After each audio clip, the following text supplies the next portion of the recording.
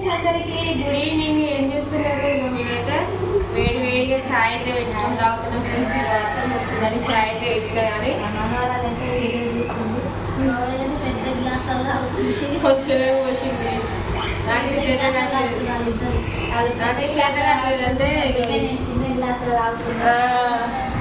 ఆహా వాళ్ళిద్దరు అట్లా తాగుతున్నట్టు మమ్మల్ని ఎక్కిరిస్తున్నారు అన్నట్టు ఫ్రెండ్స్. కొంచెమే తాగుతున్నారు వాళ్ళ అన్న అయితే అన్నం తింటుండు.